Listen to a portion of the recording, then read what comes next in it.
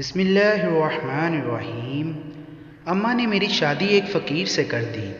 وہ مجھے اپنی جھونپڑی میں لے جانے کی بجائے ایک محل میں لے گیا، جہاں 3 نوکرانیاں پکڑ کر مجھے کمرے میں لے گئیں اور بینچ پر بٹھا کر بولیں، اس پر لیٹ جا اور تب تک نہیں اٹھنا جب تک تیرے شوہر کا حکم نہ ہو، ورنہ تیرا بھی وہی حال ہوگا جو ہم تینوں کا ہوا ہے۔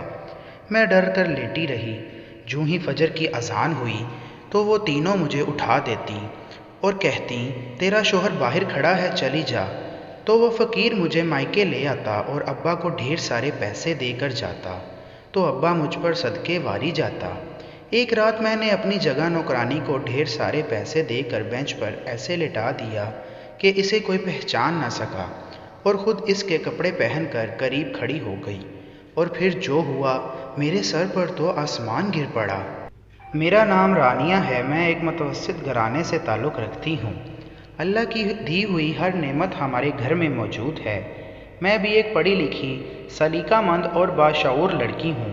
مجھ میں بظاہر کوئی خامی نہیں ہے، اس لیے اپنی ہم عمر لڑکیوں کی طرح میں نے بھی خواب دل میں سجا رکھے تھے کہ میری شادی کسی بہت ہی شاندار مرد سے ہوگی۔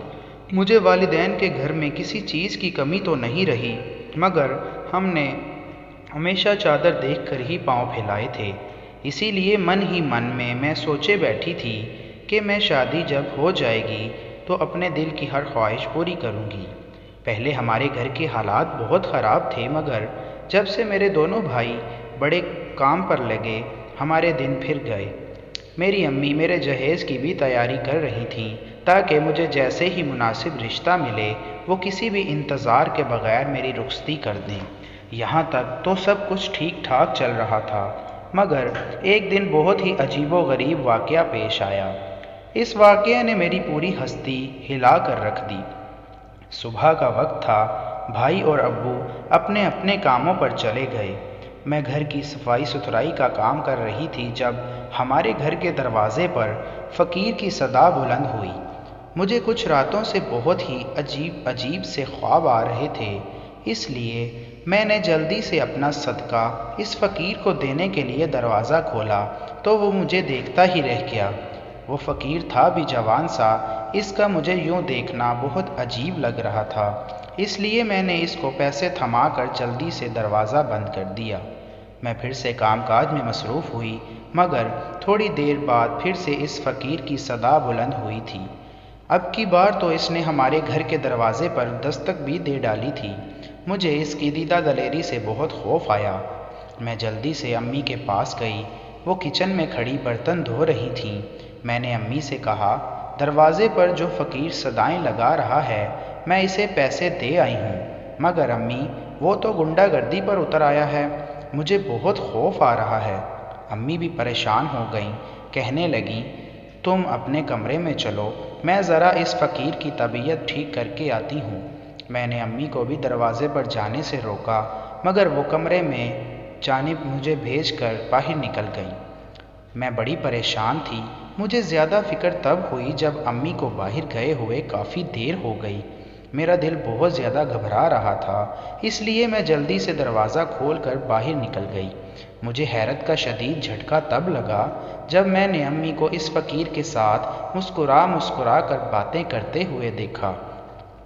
میری طرف دیکھ کر امی گھبرا گئیں، پھر جلدی سے دروازہ بند کر کے گھر میں آئیں۔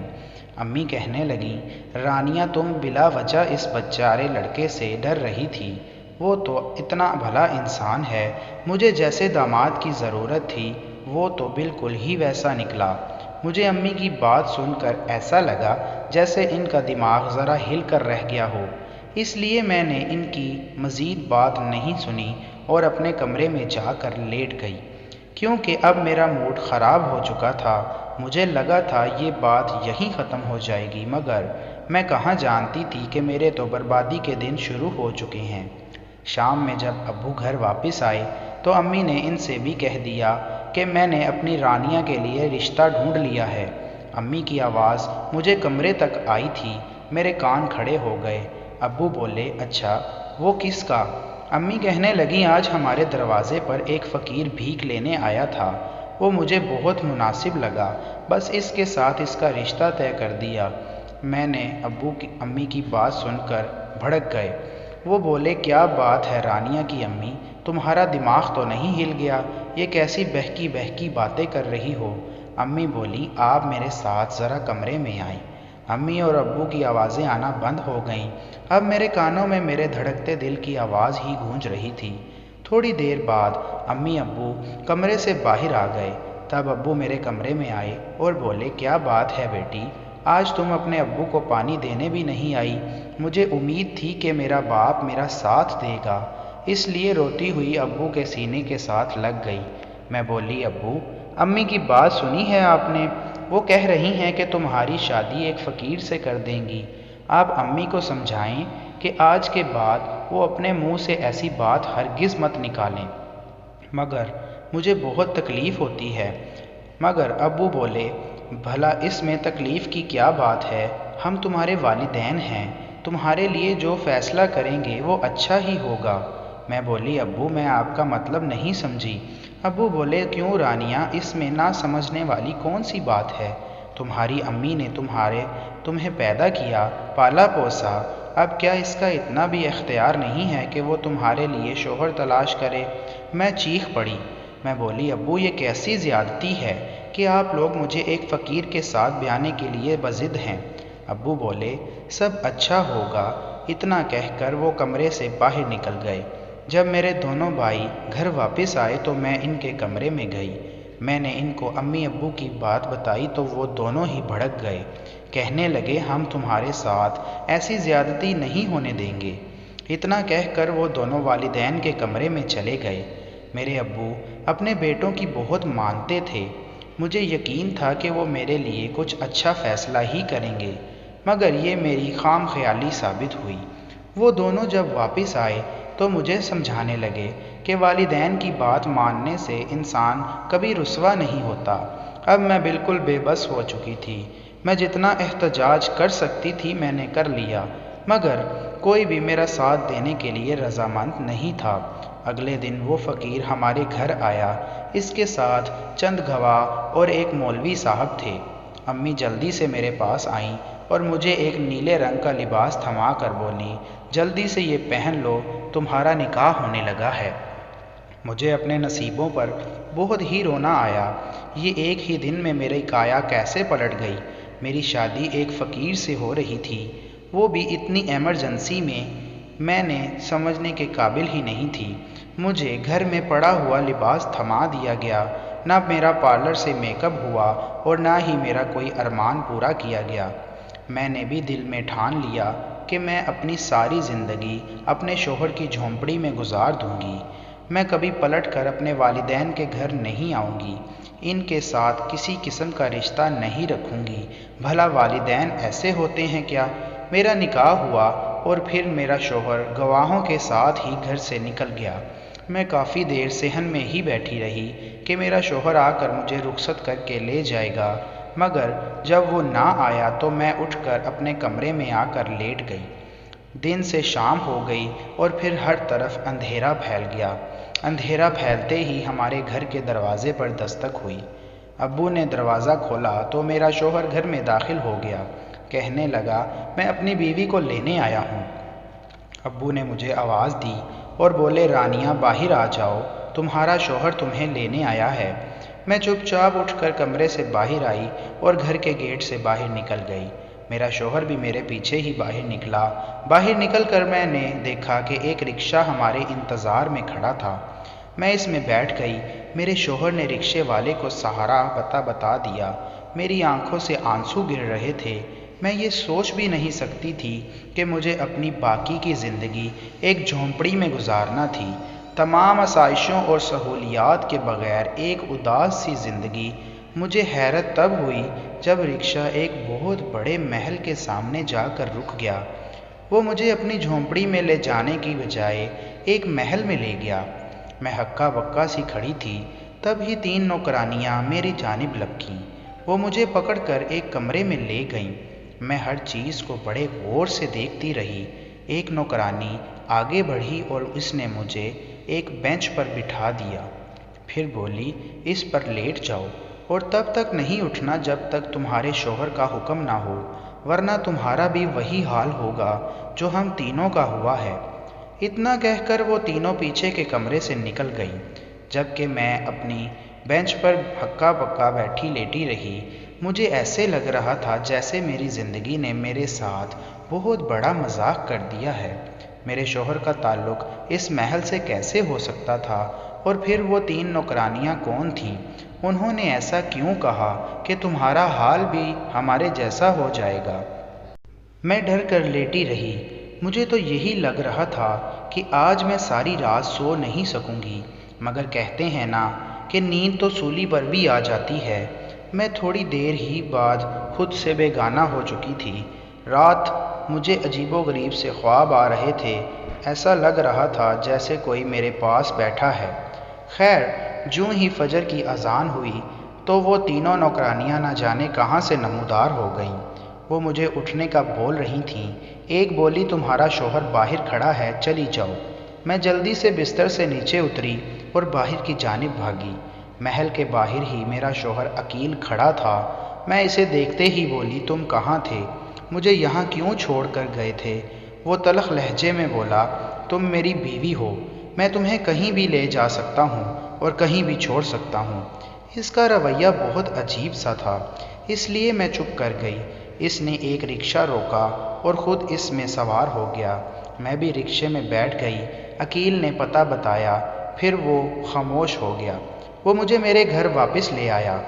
میں تو یہ دیکھ کر پھٹ پڑی۔ میں بولی، عقیل، یہ تم مجھے کہاں لے آئے ہو؟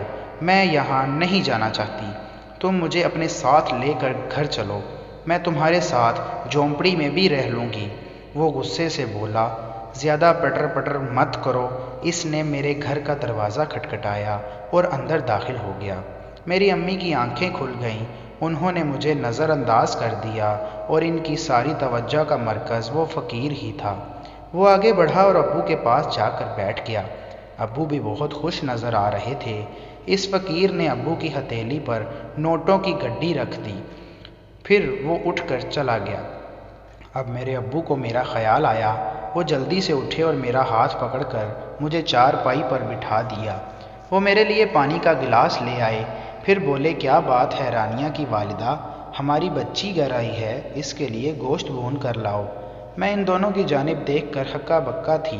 مجھے کچھ بھی سمجھ نہیں آ رہا تھا، اس لیے اپنے کمرے میں آ کر لیٹ گئی۔ میری آنکھوں سے آنسو بہتے رہے۔ میں سارا دن اپنے کمرے میں بند رہی۔ جیسے ہی رات ہوئی، میرا شوہر پھر سے مجھے لینے کے لیے آ گیا۔ میں چپ چاپ اس کے ساتھ چلی گئی، مگر وہ آج پھر مجھے محل میں لے گیا، جہاں پر 3 نوکرانیاں میری منتظر تھیں۔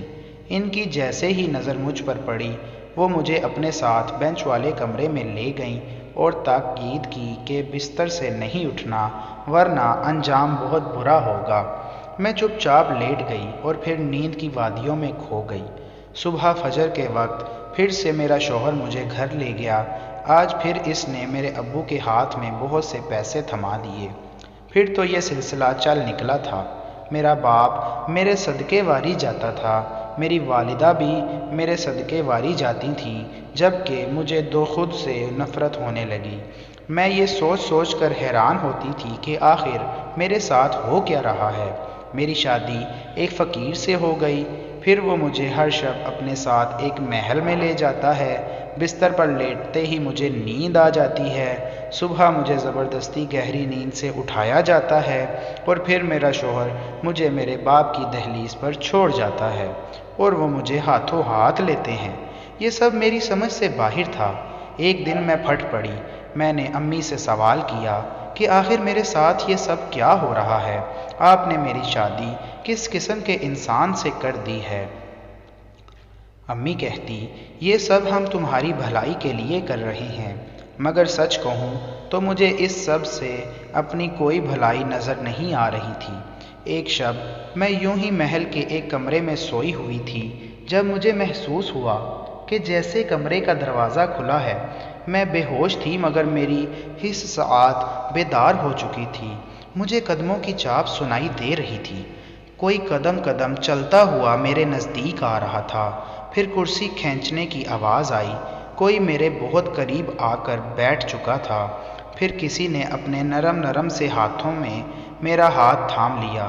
مجھے یہ سب عجیب سا محسوس ہو رہا تھا۔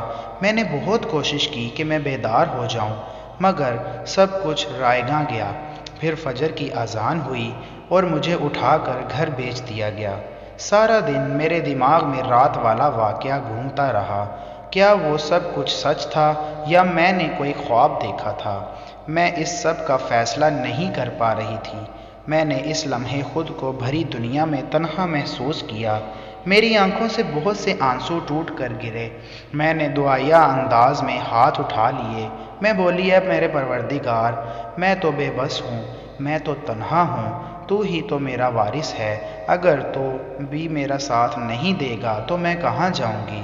میرے پروردگار میری مدد فرما اور سچ میرے سامنے لے آ۔ اللہ کے سامنے رونے کے بعد میرا دل بہت ہلکا سا ہو گیا، کیونکہ مجھے معلوم تھا میں اب تنہا نہیں ہوں۔ میرے ساتھ اس کائنات کا مالک ہے جو میری رگ جان سے بھی زیادہ قریب ہے۔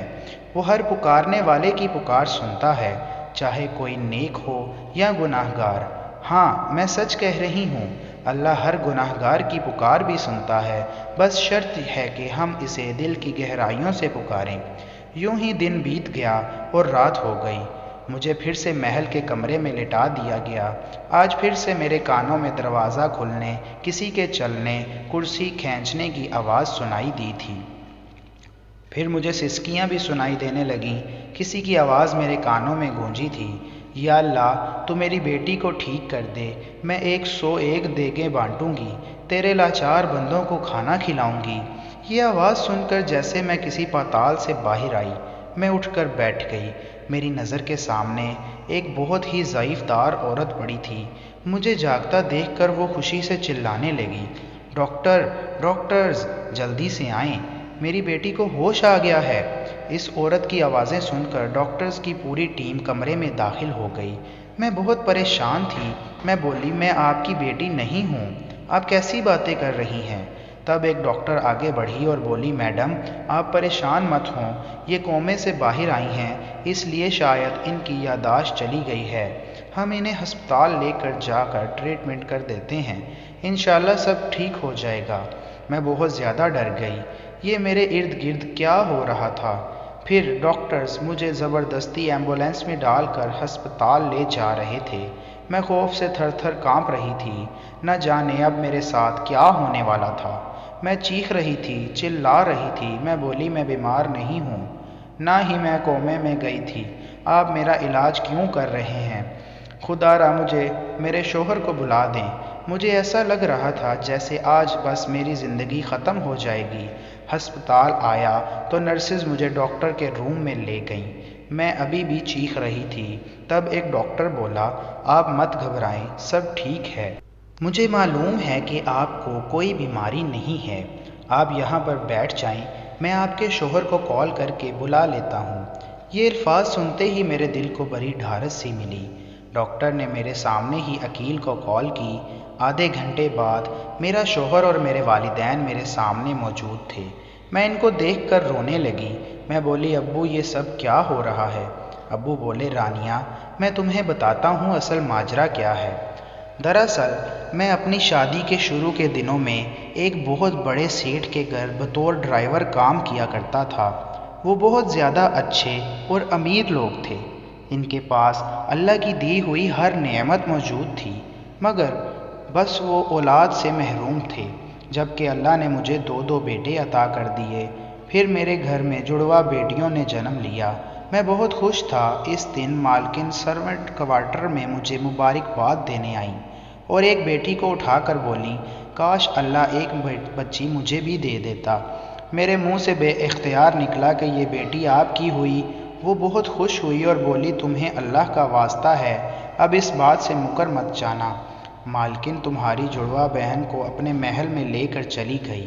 تمہاری امی نے میرے ساتھ بہت لڑائی کی کہ میں نے یہ کیا کر دیا، مگر پھر اللہ نے اسے صبر دے دیا۔ مالکن نے بیٹی کے عوض ہمیں بہت زیادہ دولت دے دی۔ اس نے مجھے ایک اچھے علاقے میں کریانے کی دکان بھی ڈال دی۔ اس نے کہا کہ آپ لوگ یہاں سے چلے جائیں، جب تک یہاں رہیں گے مجھے یہی ڈر لگا رہے گا کہ آپ مجھ سے اپنی بچی لے لیں گے۔ ہمیں سب کچھ تو مل گیا تھا، اب میں نے ڈرائیوری کر کے کون سا تیر مار لینا تھا۔ ہم یہاں آ کر آباد ہو گئے۔ ایک دن ہمارے گھر پر فقیر آیا تو اس نے تمہاری شکل دیکھی تو وہ چونک گیا۔ اس نے تمہاری والدہ سے کہا کہ میں ایک محل میں بھیک مانگنے جاتا ہوں۔ وہاں کی مالکن مجھے اس لڑکی کی تصویر دکھا کر کہتی ہے کہ دعا کرو میری بچی گھر واپس آ جائے۔ مجھے محل کے ملازمین نے بتایا تھا کہ ان کی بیٹی ایک حادثے میں مر گئی ہے، مگر یہ لڑکی تو آپ کے گھر میں موجود ہے۔ تب تمہاری والدہ نے بتایا کہ یہ تو میری بیٹی ہے۔ اس فقیر نے کہا کہ اگر آپ ہر شب اپنی بیٹی کو میرے ساتھ بھیج دیا کریں گے تو بہت سا پیسہ کما سکتے ہیں۔ ہم چند ڈاکٹرز کو ساتھ ملا لیں گے اور مالکن سے کہیں گے کہ آپ کی بیٹی مل گئی ہے اور وہ کوما میں ہے۔ اس کا علاج ہسپتال میں ہو رہا ہے، مگر ڈاکٹرز نے کہا ہے کہ مریضہ رات اپنے گھر رک سکتی ہے۔ یوں یہ رات بھر مالکن کے پاس رہے گی اور صبح ڈاکٹرز علاج کے نام پر مالکن سے بڑی سی قیمت وصول کر لیں گے۔ ہم نے اس فقیر کی بات مان لی، اور ہاں، تمہاری شادی اس کے ساتھ نہیں ہوئی۔ یہ تو ہم نے ڈھونگ رچایا تھا تاکہ تم سوال و جواب کر کر کے ہمیں تنگ نہ کرو۔ میں اپنے والد کی باتیں سن کر ششدر تھی۔ وہ بولے، رانیہ، ہم نے تمہاری جڑواں بہن مالکن کو دی تھی جو مر گئی، اس لیے ہم تمہیں اس کے پاس بھیجا کرتے تھے۔ میں غصے سے بولی، کیوں بھیجا کرتے تھے؟ فقط پیسے کے لیے؟ ابو نے سر ہلا دیا اور بولے، ہاں، صرف پیسے کے لیے۔ اس پیسے سے ہم تمہارا جہیز بنانا چاہتے تھے۔ تم تو جانتی ہو نا تمہارے ماموں کی بیٹی کو طلاق کیوں ہوئی؟ صرف اس لیے کہ ان کو جہیز کم ملا تھا۔ ہم نے مالکن کے نوکروں سے کہا کہ ہم یہ سب آپ کی مالکن کی ذہنی حالت بہتر کرنے کے لیے کر رہے ہیں، اس لیے انہوں نے ہمارا ساتھ۔ تب ہی ڈاکٹر کے کمرے کا دروازہ کھلا، سامنے مالکن کھڑی تھی۔ اس کی آنکھیں بھیگی تھیں۔ وہ بولی، مجھے معلوم ہو گیا ہے کہ میری بیٹی دعا مر گئی ہے۔ میں نے تم لوگوں کی سب باتیں سن لی۔ جی تو چاہتا ہے پولیس کو بلا کر فراڈ کیس میں تمہیں جیل کروا دوں۔ تم لوگوں کا یہ فراڈ مجھے زندگی کی جانب لے آیا ہے، اس لیے تم لوگوں کو معاف کر دیتی ہوں۔ پھر مالکن ابو سے بولی، میں نے اپنی بہن کے ایک بیٹے کو بھی گود لیا ہوا ہے، وہ بھی جوان ہو چکا ہے۔ اگر آپ مناسب سمجھیں تو میں اپنی رانیہ کو اپنی دعا بنا کر گھر لے کر جانا چاہتی ہوں۔ میرے والدین کو کیا اعتراض ہو سکتا تھا؟ یوں میری شادی اس محل میں ہو گئی۔ میری ساس اور میرا شوہر مجھ پر جان چھڑکتے ہیں۔ میں بے انتہا خوش ہوں اب اپنی زندگی سے۔